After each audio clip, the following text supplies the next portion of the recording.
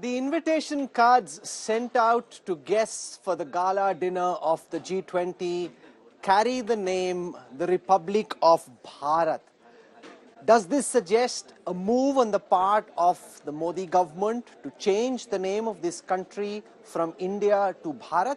What are the ideological and philosophical underpinnings of such a move? To talk about this, I am joined by one of the most prominent thinkers of India's right, Ideologue of the Rashtriya Swayamsevak Sangh. Gurumurthy ji now joins us live on India Today from Chennai. Gurumurthy ji, namaste and thank you for joining us.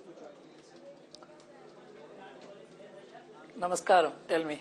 I want to ask you, Gurumurthy ji, about the idea, philosophically, of wanting to change the name of India officially to Bharat. You're in Chennai, it used to be called Madras. Calcutta before this had its name changed to Kolkata, Bombay to Mumbai. Why do you think this is the right time and the right opportunity for India to be officially renamed only Bharat? See, India was wrongly named as India. It was originally Bharat. If you take all the 18 Puranas, you take Bhagavata Purana, you take Mahabharata, whether they actually happened or not, they were all written and the entire geography of the country had been described. The people had been described, their culture had been described, and they had been designated as Bharatiyas. It is called Bharatavarsha. So, this name should have been there in the constitution, but it became an alternative name. I don't know for what. For whatever the founders of the constitution felt, they put it. But we have amended the constitution over 100 times for right and wrong reasons. I am not questioning the wisdom of the people who framed the original constitution. Also people who amended it, because this amendment is a contextual necessity. The amendments which took place in 1970s became abhorrent in 1990s. So all this keep happening. But the name Bharat is not a new name. It is in the constitution already. India, that is Bharat. That is, Bharat is the real name. India is the name by which it is known elsewhere in the world. In those days, to bring Bharat and to make it popular would take maybe several years. That is why they probably allowed the word India to continue. They also understood Bharat is the real name. But to make the world understand that India has become, that what is known as India, it will now be known as Bharat, would have taken several years those days. And that is why probably they allowed the name India to continue. But at this moment, our country is known as India internationally as well. Article 1 of the Constitution says, India, that is Bharat, shall be a union of states. So Bharat is mentioned as one of the two names of our country. Why is the RSS and the government of the view that we should snap away from the past where India has been called India and now switch entirely to Bharat, which is one of the two names our country already has? Gurumurthy ji. You see, you will ask the RSS about the view of the RSS. You keep describing as the ideologue of RSS. But RSS doesn't call me its ideologue. You must understand that. And I don't speak for the BJP. The BJP will speak for itself. Sure. What I can say is, whether it is done by the BJP or any other party, this is the right thing to do. And that the BJP happened to do it doesn't make it wrong. If the Congress has done it, I would have welcomed it. After all, the original framers of the constitution did retain the word Bharat because that is the original name. India is the popular name, was the popular name at that time. Today you can make the whole world understand that India will henceforth be known as Bharat in 1 minute. So the things have changed, communications have changed, and Peking became Beijing. It happens. Every country, it comes to realize its own civilizational underpinning and begins to, Madras state became Tamil Nadu. There is nothing wrong about it because it is nearer to people's sentiments. That is how I will look at it. And everything ultimately gets rooted in politics. There is an action and reaction in politics. But I am only interested in seeing whether what is done is right or not, whether the purpose for which it is done is something different according to me. You mentioned the politics behind this move, Gurumurthy ji. Some of those who are watching at this moment will allege that because the opposition alliance came up with the acronym India, I.N.D.I.A, therefore the government, in a reflex reaction to counter the opposition, has come up with this move, because so far there was no public move to try and change the name of the country from India to Bharat. The opposition will suggest because the name that they came up with is India, which is why now the BJP, the RSS, the government and proponents like you think this is a great idea. Before this, it wasn't on the plates. How do you respond to this, Gurumurthy ji? No, actually don't include me, club me with it. They may have their own ideas. But I have been of the view for a long time. It has nothing to do with this. One. Number two, that India, this actually, India is a name which the opposition appropriated, because it is only India Alliance. It is not India Alliance. Understand that? They also have begun playing with words. What is the need to have an India Alliance today? India has been there for 75 years. And ruling party and opposition have been there for so long. Because you are using the word India itself is political. So the other party is doing some other political act. It is not that what you are doing is genuine and what others are doing or the BJP is doing is wrong. You look at it from a neutral position. Both are political. Using the word India is also political. And countering it by promoting Bharatiya is also political. What's wrong about it? Both are playing politics.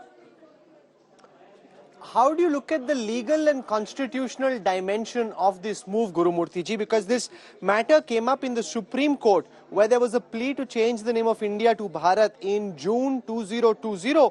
The Supreme Court at that time rejected it. The argument was that Bharat is the real cultural name, India was the colonial name. There was a Delhi-based petitioner. They went through the motions and the Supreme Court rejected the plea to change the name to Bharat. Because Supreme Court cannot change the name. Supreme Court said, I cannot change the name. It is only the Parliament which can change the name. The Supreme Court rejected. If the Supreme Court can rewrite the Constitution, possibly it could have done it. It is only the Parliament which can do it. Even the government can't do it. For those who are watching, the government can use the word Bharat. And those who ask, what is the logic and the rationale? What's your answer to them? Why do you think, Gurumurthy ji, this is the time, this is the moment where this name must be changed? See, according to me, this name is not a change. This name exists. If, for example, this name did not exist in the Constitution and the government begins using it, then it is changing the name. It is using a name which is in the Constitution. You can ask, why is it using the name now? The word Bharat is there in all the documentation of the Government of India. In all the Hindi documentation, the word Bharat is only used. In fact, the Constitution says it is the Hindi Constitution which is the original Constitution.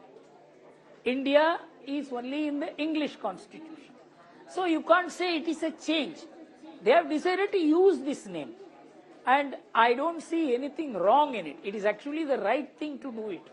But because it is being used in the context of the opposition parties taking up the acronym India, that you are using the word Bharat, I can perfectly understand this political conflict. Because you began using the word as a political force, which is part of India. You are making it India. Itself is political. You are wrongly using the word, the nation's name, for a political campaign. Okay. For a moment, the BJP is doing the other thing. If you are clever, they are also clever. For a moment, Gurumurthy ji, I want to pivot to the controversy that we are seeing in Tamil Nadu and elsewhere over the Chief Minister's son, Udayanidhi, hitting out at Sanatan Dharma and asking for Sanatan Dharma to be demolished. We've seen some backpedaling on the part of Udayanidhi, while he's largely stuck to what he said, but he's trying to dial back and to contain the damage. I'm also hearing that this is leading to a massive churn in Tamil Nadu, where questions are being asked about why would the Chief Minister's son make a comment of this and play with the sentiments of others. Do you think this matter has settled, or do you think this could be something that proves to be very costly for the DMK and for Udayanidhi? See, I don't want to mention the name of the person who made this statement, because this would not have been published if he had not been Chief Minister's son and if he was not born of that family. So, I would say the Chief Minister's son has made this statement, and who happens to be a minister. I tell you this issue, the persons whoever spoke about Sanatana Dharma like this, they do not even know that Karunanidhi had a very different impression about it. Karunanidhi, you see, there were three great Sanatana Dharma acharyas, Shankaracharya, Ramanujacharya, Madhvacharya. All three were born in Dravidian land. Point one. Number two, Ramanujacharya's name was specially taken by Karunanidhi, and who wrote his biography, serialized it as a film in his TV, Kalaignar TV, and called him a man who rejected caste. Sanatana Dharma Acharya rejected caste was the conclusion of Karunanidhi. And from the place where Ramanujacharya declared rejection of caste and saying all castes are one, that place is called Tirukoshtiur, the temple. In 2016, Stalin went there and worshipped in the temple, because a Sanatana Dharma Acharya said, from that temple there is no caste. So where is the question of associating Sanatana Dharma and caste? What Karunanidhi knew, what Stalin did, if somebody else in the family doesn't know, then there is something wrong with that person.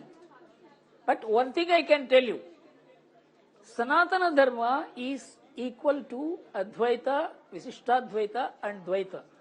Sanatana Dharma is an accepted position in the entire Tamil literature. That is why E.V. Ramaswamy Nayakar said, Tamil literature is a waste. It is a Brahmanic conspiracy. He wanted Tamil literature to be banished. He wanted Tolkappiyam, the oldest Tamil literature, to be banished, and he called it a Brahmin stooge writing it. He called Tirukkural as a human waste kept on a silver plate, and he rejected everything. And these people are holding him as the authorities to say Sanatana Dharma is against caste. I mean, it's a conundrum of the highest order. No, but the argument that Udayanidhi is seeking to make is that his pushback is not against Sanatan Dharma per se. His pushback is against the rigidities of the caste system prevalent in Hinduism, and that is what he's trying to change, or that is what he's objecting to, which is what he says he hopes to demolish. It's not Sanatan Dharma per se. He says his attack is on the caste system of Hinduism. You see, I am not interested in answering him, because I must answer someone who has studied something. Sanatana Dharma is the word that was printed in the newspapers. So I am not bothered about what he talked about caste. He said Sanatana Dharma must be banished. It must be rooted out. So my simple answer is that the Sanatana Dharma Acharya was celebrated by the father of Stalin, and the person who spoke like this is the son of Stalin. Why don't you? I don't want to get too much into it, because these people, they do not know anything. Vallalar, whom these people are celebrating, he held to Advaita, and he said very clearly that all these idols we are worshipping are only temporary, and to look beyond the idols is Advaita, And we are looking at the idols only to understand Advaita. Do these people know it? Do you mean to say we can have a dialogue with these people? Okay, we'd leave it over there.